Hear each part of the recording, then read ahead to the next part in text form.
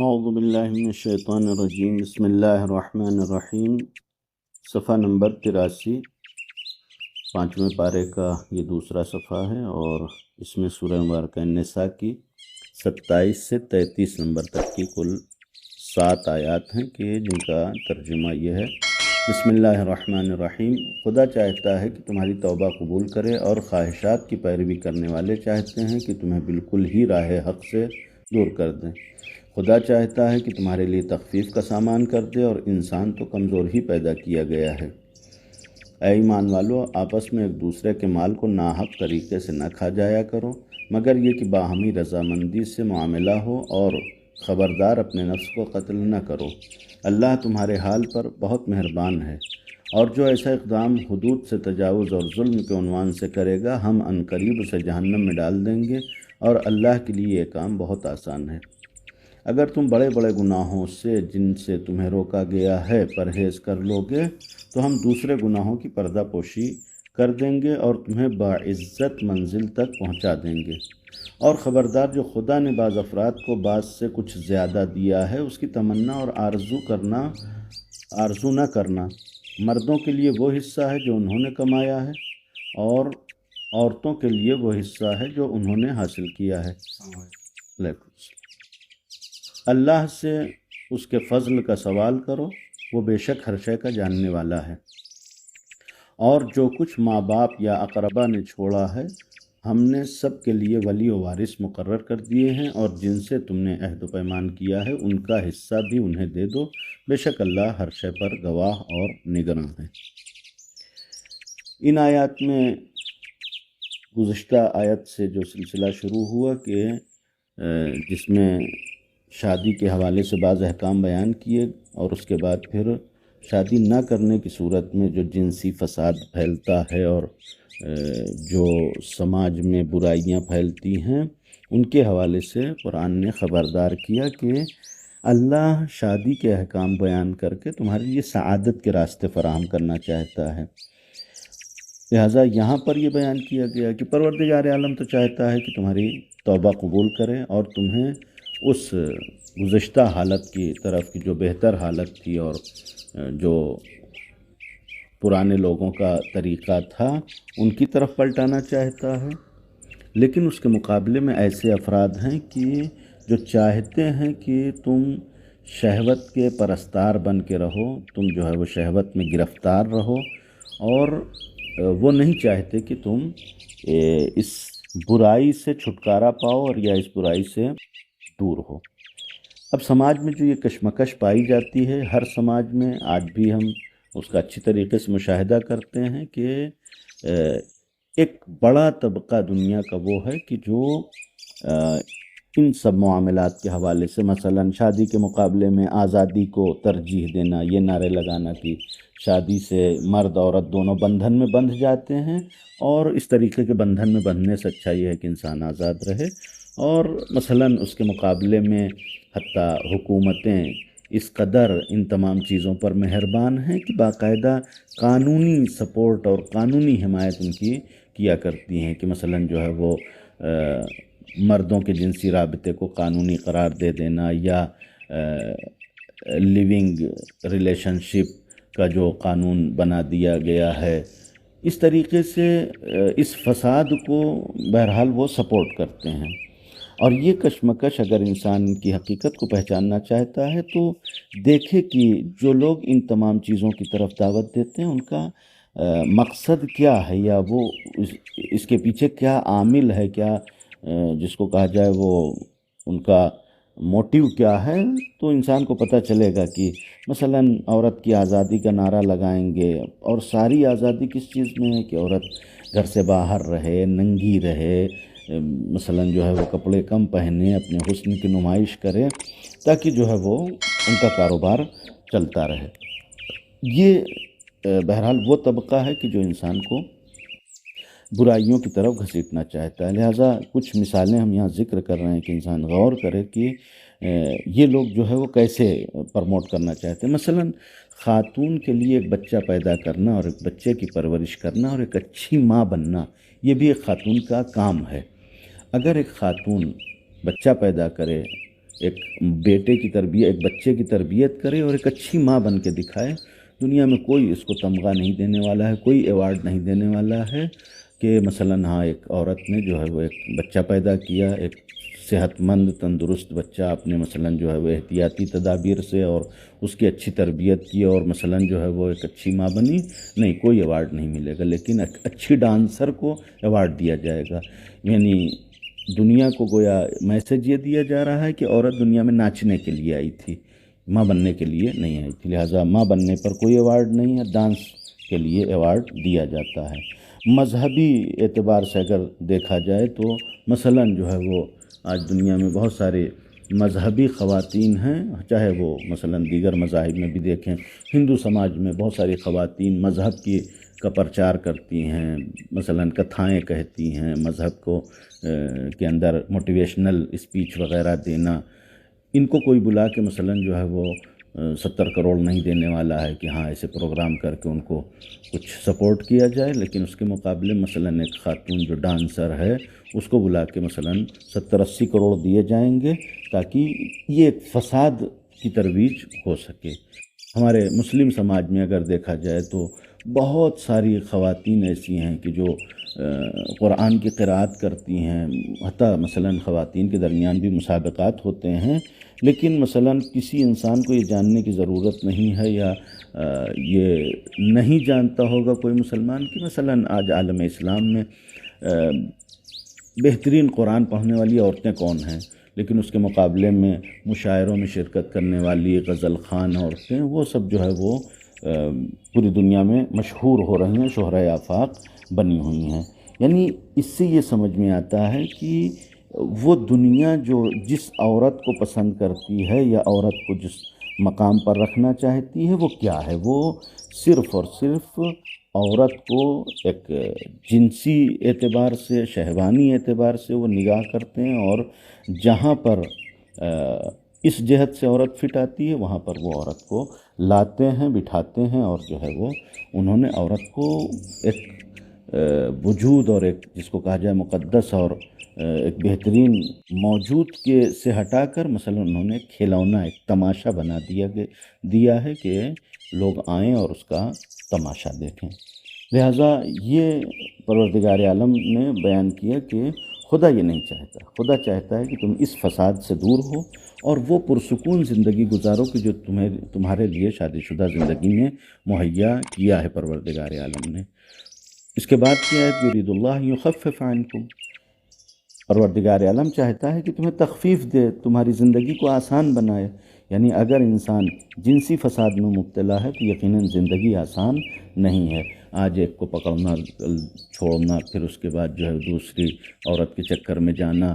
مال کی بربادی، وقت کی بربادی، انسان کا ٹیلنٹ برباد ہوتا ہے، یہ ساری چیزیں ایک طرف، اور اس کے بعد جو ہے انسان کو ذہنی اور زندگی کا سکون نصیب نہیں ہوتا۔ اس کے مقابلے میں قرآن کہتا ہے کہ یرید اللہ یخفف عنکم، اللہ چاہتا ہے کہ تمہارے لیے زندگی آسان کر دے، شادی کرو اور اس کے بعد ایک پرسکون زندگی گزارو۔ اور یہ اس لیے چاہتا ہے کہ خلق الانسان ضعیفا، خدا خالق ہے، خدا پیدا کرنے والا ہے، خدا نے پیدا کیا ہے تو جانتا ہے کہ تم بہت ضعیف کمزور ہو، یہ سارے جو سختیاں ہیں اس دنیا کی وہ تحمل نہیں کر سکتے، لہٰذا پروردگار عالم نے مثلاً جو تمہارے اندر ایسا غریزہ رکھا کہ جو تمہارے اوپر کبھی سختی کا باعث ہوتا ہے، جنسی خواہشات اور انسان کی شہوانی غرائز جو ہیں وہ انسان کو سکون اور چین نہیں لینے دیتے، تو پروردگار عالم نے تمہارے لیے ایک آسان راستہ شادی کا فراہم کیا کہ اس کے ذریعے سے تم اپنی جنسی تسکین کا سامان فراہم کر لو اور تمہیں کوئی تکلیف نہ ہو۔ یا ممکن ہے کہ ہاں ضعیف سے مراد یہ کہ اگر اس دنیا میں تم یہ سارے حالات تحمل نہیں کر پا رہے ہو، برداشت نہیں کر پا رہے ہو، تو آخرت کا عذاب کیسے برداشت کرو گے؟ یعنی اگر اس دنیا میں بے بندوبار زندگی جس میں پابندی نہ ہو قانون کی اور شریعت کی، دین کی اور خدا کے قوانین کی، اگر ایسی زندگی یہاں گزارو گے تو آخرت میں سخت ترین عذاب ہے اس کے مقابلے میں، تو وہ کیسے تحمل کرو گے؟ یہ پروردگار عالم کی طرف سے گویا ایک آفر ہے بندے کے لیے کہ تمہاری زندگی آسان کرنے کے لیے پروردگار عالم نے شادی کے قوانین رکھے ہیں۔ اس کے بعد پھر معاملات کے تعلق سے یہ آیت ہے 29ویں آیت کی لا تاکلوا اموالکم بینکم بالباطل، کہ ایک دوسرے کا مال جو ہے وہ باطل طریقے سے نہیں کھاؤ، الا ان تکون تجارتا عن تراض منکم،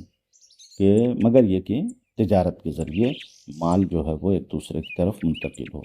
اسلامی معاملات کی بنیاد اسی بات کے اوپر ہے، اسی اصل کے اوپر ہے کہ جو بھی معاملہ ہو اس میں طرفین کی رضایت ہو، اور طرفین کی رضایت سے قیمت اور جنس رد و بدل ہو۔ اگر طرفین کی رضایت ہے اور قیمت اور جنس رد و بدل ہوتی ہے تو بیچنے والے کے لیے قیمت کا استعمال کرنا صحیح ہے، جائز ہے،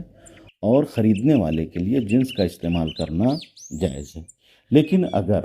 دونوں کی رضایت شامل نہیں ہے، کسی کے ساتھ بھی زور زبردستی زیادتی ہو رہی ہے، تو پھر جو ہے یہ معاملہ باطل ہے، اور پھر خریدنے والے کے لیے جنس کا استعمال کرنا بھی صحیح نہیں ہوگا، اسی طریقے سے بیچنے والے کے لیے قیمت کا استعمال کرنا بھی صحیح نہیں ہوگا۔ لہٰذا جب تک دونوں کی رضایت سے تجارت نہ ہو، یہ اکل مال بالباطل ہے، باطل کے ذریعے مال کا کھانا ہے، اور اس سے قرآن مجید نے سخت طریقے سے مناہی کی ہے۔ دوسرے مقامات پر بھی قرآن مجید نے اس عنوان کو ذکر کیا ہے۔ سورہ مبارکہ النساء کی 61 نمبر کی آیت میں یہودیوں کی مذمت اس بات پر کی گئی کہ وَأَكْلِهِمْ أَمْوَالَ النَّاسِ بِالْبَاطِلِ، یہودی اتنے گویا بدبخت ہیں کہ وہ لوگوں کے مال جو ہے وہ باطل ذریعے سے کھاتے ہیں، باطل طریقے سے کھاتے ہیں۔ یا سورہ مبارکہ بقرہ کی 188 نمبر میں پروردگار عالم نے منع کیا، لا تاکلوا اموالکم بینکم بالباطل، باطل کے ذریعے سے جو ہے وہ مال نہیں کھاؤ۔ باطل کے کچھ مصادیق ہیں کہ جس کو قرآن مجید نے بھی بیان کیا ہے، وہ یہ ہے کہ جو اس زمانے میں رائج تھے، کہ مثلا جو ہے وہ سود اور ربا کے ذریعے سے مال ایک دوسرے کی طرف اگر منتقل ہو رہا ہے تو یہ جائز نہیں ہے۔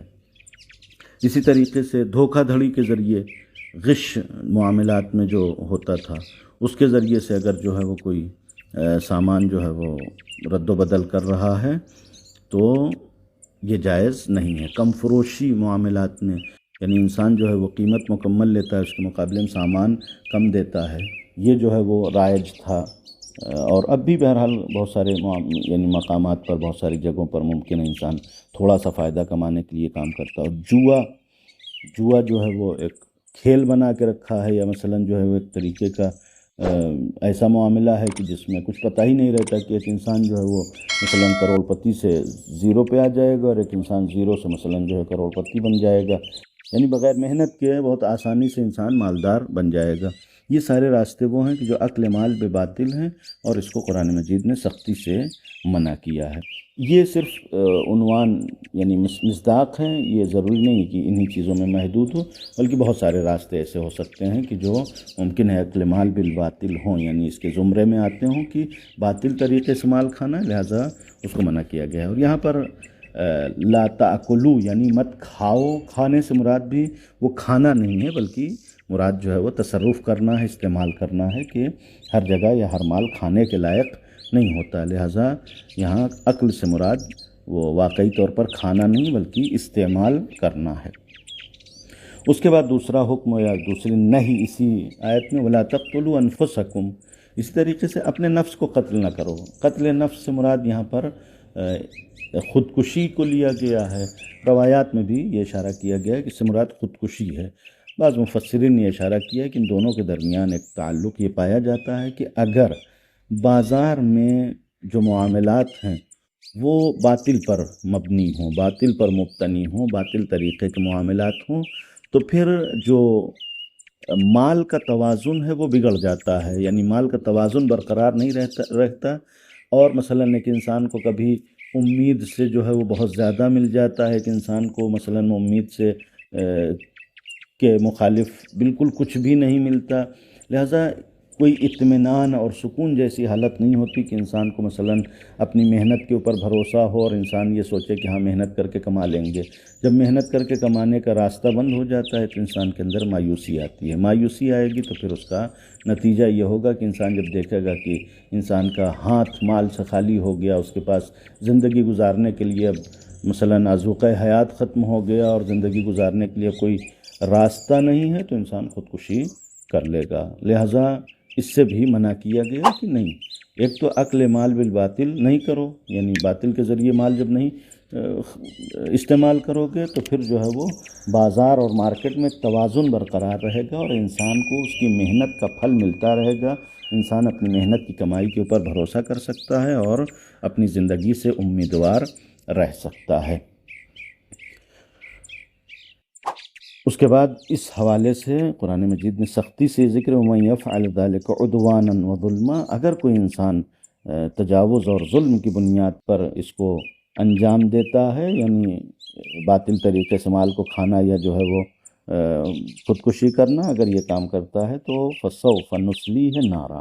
یہ نہ سمجھے کسی جہنم، مثلا اسی دنیا میں اس کی جہنم بن گئی تو وہ آزاد ہو گیا، نہیں، آزاد نہیں ہوتا، یعنی مثلا خودکشی کے حوالے سے خاص طور سے انسان وہی کرتا ہے کہ بہت مشکلات میں گرفتار ہوا اور اپنے مشکل سے نجات پانے کے لیے اس نے خودکشی کیا، تو نجات کہاں ملی؟ اس دنیا کی مشکلات سے جو نجات پانے کے لیے اس نے خودکشی کیا تو آخرت میں اس سے بدتر عذاب اس کے لیے مہیا کر رکھا ہے پروردگار عالم نے، لہٰذا یہاں کی مشکل سے بچنے کے لیے انسان وہاں کی مشکل نہ خریدے۔ فَسَوْفَ نُصْلِيهِ نَارًا وَكَانَ ذَلِكَ عَلَى اللَّهِ يَسِيرًا، اور اللہ کے لیے کوئی بہت بڑی بات بھی نہیں، بہت جس کو کہا جائے وہ بھاری بات نہیں ہے، بلکہ بہت آسان ہے کہ پروردگار عالم ان گنہگاروں کو اٹھا کے جہنم میں ڈال دے۔ اس کے بعد پھر ایک امید کے طور پر اس آیت کو بیان کیا گیا کہ اگر اس دنیا میں ان تجتنبون کبائر ما تنہون عنہ، اس دنیا میں جو بڑے گناہ ہیں کہ جس سے پروردگار عالم نے تم کو منع کیا ہے، اگر ان سے تم پرہیز کرو گے تو پروردگار عالم چھوٹے گناہوں کو بھی درگزر کر دے گا اور وَنُدْخِلُكُم مُدْخَلًا کریما، اور ایک مثلا کریم جگہ پر تمہیں ٹھکانہ دے گا اور تمہارے لیے راستہ فراہم کر دے گا۔ کبائر کیا ہوتے ہیں؟ کبائر کے حوالے سے جو علماء اخلاق نے تعریف کی ہے وہ یہ کہ کبیرہ ان گناہوں کو کہتے ہیں جن کے اوپر پروردگار عالم نے عذاب جہنم سے ڈرایا ہے، یعنی جن گناہوں کے مقابلے میں پروردگار عالم نے عذاب جہنم رکھا ہے وہ گناہان کبیرہ ہیں، اور اس کے مقابلے میں اگر کہیں گناہ کا ذکر، عذاب کا ذکر نہیں کیا گیا یا عذاب جہنم نہیں ہے تو ان کو جو ہے وہ گناہ صغیرہ کہتے ہیں۔ لیکن ایسا نہیں ہے کہ یہ صغیرہ ہمیشہ ہی صغیرہ رہے گا، بلکہ بعض وہ جگہیں ہیں جہاں پر یہ صغیرہ بھی کبیرہ بن جاتا ہے۔ وہ کون سی جگہیں ہیں کہ اگر انسان اپنے گناہ کو ہلکا سمجھے، یعنی گناہ صغیرہ کو چھوٹا سمجھے کہ گناہ صغیرہ ہی تو ہے اس لیے انجام دے، یہ انسان جو ہے یعنی یہ گناہ جو چھوٹا سمجھ کے، ہلکا سمجھ کے انسان انجام دے رہا ہے، ولو اصطلاحاً گناہ صغیرہ ہے لیکن یہ گناہ کبیرہ ہو جائے گا۔ اسی طریقے سے اگر انسان گناہ صغیرہ کو بار بار تکرار کرے، بار بار انجام دے تو وہ گناہ کبیرہ میں تبدیل ہو جائے گا۔ اسی طریقے سے اگر انسان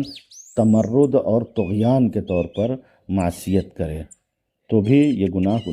کبیرہ ہو جائے گا، کہ امیر المومنین نے فرمایا کہ یہ کیوں دیکھتے ہو کہ گناہ چھوٹا ہے کہ بڑا ہے، بلکہ یہ دیکھو کس کی مخالفت کر رہے ہو، جس کی مخالفت کر رہے ہو وہ بڑا ہے۔ لہٰذا خدا کی عظمت کو اگر انسان چیلنج کرتا ہے تو وہ چاہے گناہ مثلا مکروہ بھی انجام دے گا تو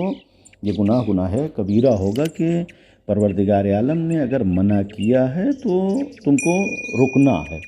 خدا کی عظمت کو کوئی انسان چیلنج نہیں کر سکتا، ورنہ گناہ صغیرہ بھی گناہ کبیرہ ہو جائے گا۔ اس کے بعد پھر وَلَا تَتَمَنَّوْا مَا فَضَّلَ اللَّهُ، یہاں عورت اور مرد کے مقابلے کے حوالے سے یہ آیت ہے کہ شان نزول کے طور پر یہ داستان لکھی گئی۔ جناب ام سلمہ نے پیغمبر سے پوچھا کہ مثلا عورتوں کے وہ مقامات فراہم کیوں نہیں کیے گئے، وہ سارے جو مردوں کے لیے فراہم کیے گئے ہیں، مرد جہاد کر سکتے ہیں، مرد جو ہے وہ میدان میں جا سکتے ہیں، تو عورتیں کیوں نہیں جا سکتی ہیں؟ پھر اس کے مقابلے مثلا عورتوں کا حق بھی کم رکھا گیا ہے کہ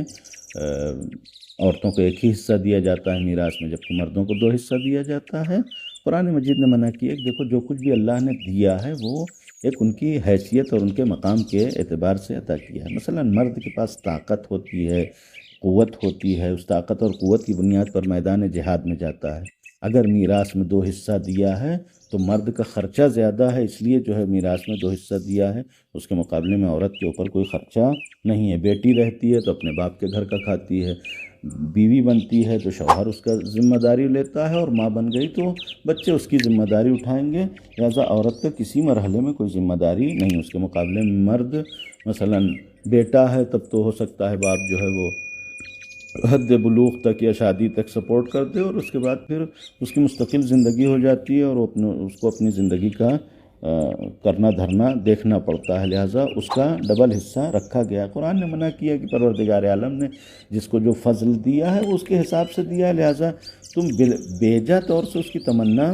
نہ کرو۔ اور یہ مقایسہ بھی بالکل غلط ہے کہ ہر ایک کو پروردگار عالم نے خلقت اور طبیعت کے اعتبار سے ایک مقام دیا ہے کہ جو دونوں ایک دوسرے کے جگہ سیٹ نہیں ہو سکتے، دونوں ایک دوسرے کی جگہ نہیں لے سکتے، تو بیجا تمنا کرنا یہ برا ہے کہ مثلا جہاں سوئی کا کام ہے وہاں سوئی ہی کام کر سکتی ہے، تلوار سے سوئی کا کام نہیں لیا جا سکتا، اور جہاں تلوار کا کام ہے وہاں جو ہے وہ تلوار ہی کام کرے گی، سوئی سے کام نہیں لیا جا سکتا۔ لیکن دونوں اپنی اپنی جگہ پر ایک اہمیت رکھتے ہیں کہ ان کی جگہ پر کوئی دوسری چیز استعمال نہیں کی جا سکتی، لہٰذا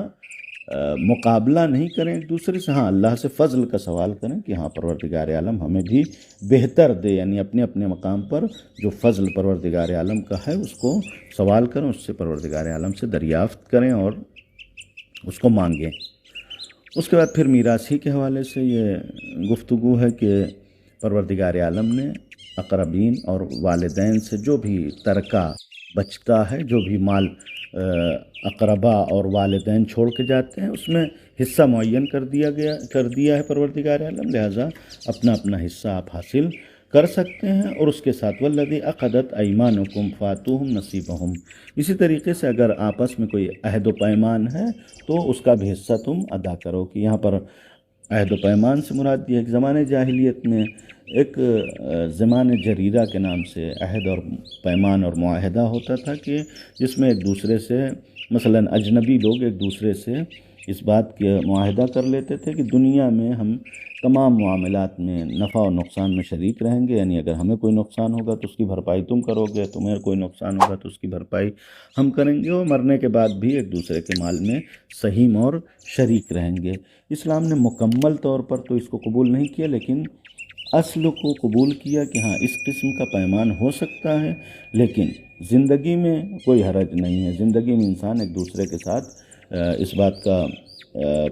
معاہدہ کر لے کہ جو بھی نفع نقصان ہماری زندگی میں ہوگا، تجارت میں ہوگا، اس میں ایک دوسرے کے سہیم و شریک رہیں گے، یہ زندگی تک تو ٹھیک رہے گا، لیکن مرنے کے بعد جب تک ورثہ اقربا یعنی ذی رحم جو رشتہ دار اور عزیز ہیں کہ جن کے میراث میں طبقات ذکر کیے گئے ہیں اور اس قرآن نے ذکر کیا ہے میراث میں جن کا نام، جب تک وہ ہیں تب تک کسی دوسرے کو میراث نہیں مل سکتی، لیکن اگر ان میں سے کوئی ایک نہ ہو، یعنی طبقہ اول، طبقہ دوم، طبقہ سوم، تینوں طبقے میں کوئی بھی عزیز مرنے والے کا نہ ہو، تو جو زمانے جریرہ میں جس سے معاہدہ ہے اس کو میراث دی جائے گی۔ والسلام علیکم ورحمۃ اللہ وبرکاتہ۔